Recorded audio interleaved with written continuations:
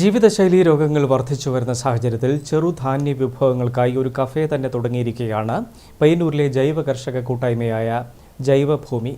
ചെറുധാന്യങ്ങളുടെ പായസം മുതൽ പഴങ്കഞ്ഞി വരെയുണ്ട് ഇവിടെ. പഴങ്കഞ്ഞി ഇഷ്ടമില്ലാത്ത മലയാളികൾ കുറവായിരിക്കും. പയ്യന്നൂരെ ജൈവ കർഷക കൂട്ടായ്മയായ ജൈവഭൂമിയുടെ മില്ലറ്റ് കഫേയിലെ പഴങ്കഞ്ഞിക്ക് പക്ഷെ ഒരു പ്രത്യേകതയുണ്ട്. ഇത് അരി കൊണ്ടുള്ള പഴങ്കഞ്ഞിയല്ല, ചെറുധാന്യമായ ചാമയാണ് ഐറ്റം. പേര് ചാമ അമ്പലി. മൺകലത്തിൽ നിന്നും വിളമ്പുന്ന അമ്പലിയും തൈരും ഒരു പച്ചമുളകും കണ്ണിമാങ്ങ ഉപ്പിലിട്ടതും അല്പം ഉപ്പും.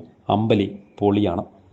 നമ്മൾ ഒരു കപ്പ് ചാമ എടുത്തിട്ട് അതിനകത്ത് 2 കപ്പ് വെള്ളം ചേർത്ത് അത് കുതിർത്ത് വെക്കാം. കുതിർത്ത് വെച്ചിട്ട് ഒരു 6-7 മണിക്കൂർ കഴിഞ്ഞിട്ട് ഈ കുതിർത്ത വെള്ളം വേറെ തന്നെ മാറ്റിയിട്ട് അതൊരു മൺകലത്തിൽ കുറച്ചുകൂടി വെള്ളം ഒഴിച്ചിട്ട് തിളപ്പിച്ചിട്ട് ചാമ അരി ഇട്ടിട്ട് അത് വേവിച്ച് വെച്ചിട്ട് ഒരു കോട്ടൺ തുണി കൊണ്ട് മൂടിക്കെട്ടിയിട്ട് ഒരു 12 മണിക്കൂർ വെക്കുക. 12 മണിക്കൂർ വെച്ചാലാണ് അമ്പലി തയ്യാറാവുക. അത് തലേന്നെ വെച്ച് കഴിഞ്ഞാൽ രാവിലേക്ക് നമുക്ക് അമ്പലി ഉപയോഗിക്കാൻ പറ്റും. അപ്പോൾ അമ്പലി എങ്ങനെ ഉപയോഗിക്കുന്നത് വെച്ചാൽ അതിനകത്ത് നമുക്ക് തൈരോ മോരോ പച്ചമുളകോ അങ്ങനെ കാന്താരി മുളകോ ഒക്കെ ചേർത്തിട്ട് നല്ല ടേസ്റ്റായിട്ട് നമുക്ക് അമ്പലി കഴിക്കാൻ പറ്റും.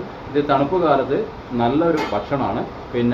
അമ്പലിയുടെ പ്രത്യേകത നമുക്ക് രാവിലെ മുതൽ വൈകുന്നേരം വരെ നമുക്ക് കഴിക്കാവുന്ന ഒരു വളരെ ആരോഗ്യകരമായിട്ടുള്ള ഒരു ഭക്ഷണമാണ്. ഉഷ്ണമേഖലാ രാജ്യങ്ങളിൽ വളരുന്ന ചെറുധാന്യങ്ങളെയാണ് പൊതുവെ മില്ലറ്റുകൾ എന്ന് വിളിക്കുന്നത്. മില്ലറ്റുകൾക്ക് വേണ്ടി മാത്രമായി ഒരു കഫേ തന്നെ തുടങ്ങിയിരിക്കുകയാണ് പയ്യന്നൂരെ ജൈവഭൂമി ജൈവ കർഷക കൂട്ടായ്മ. ചാമയും തിനയും പോലുള്ള ചെറുധാന്യങ്ങൾ മലയാളികൾക്കിന്ന് ഓമന പക്ഷികൾക്കുള്ള തീറ്റ മാത്രമാണ്. എന്നാൽ അരനൂറ്റാണ്ട് മുൻപ് വരെയും കേരളത്തിൽ പരിമിതമായ തോതിലെങ്കിലും കൃഷി ചെയ്യുകയും ഔഷധ ഭക്ഷണമായും അനുഷ്ഠാന ഭക്ഷണമായും ഒക്കെ ഉപയോഗിക്കുകയും ചെയ്തിരുന്നു ചെറുധാന്യങ്ങൾ. ഐക്യരാഷ്ട്രസഭയുടെ ഭക്ഷ്യ കാർഷിക സംഘടന ചെറുധാന്യങ്ങളുടെ കൃഷിയും ഉപയോഗവും വർദ്ധിപ്പിക്കുന്നതിനുദ്ദേശിച്ചുള്ള പ്രചരണങ്ങൾ ശക്തമാക്കാൻ 2023 അന്താരാഷ്ട്ര ചെറുധാന്യ വർഷമായി തന്നെ ആചരിച്ചിരുന്നു. ഈ വഴിക്കുള്ള നല്ല ചുവടുവയ്പ്പാണ് ജൈവഭൂമി ജൈവ കർഷക കൂട്ടായ്മ നടത്തുന്നത്. News bureau, Payyanur.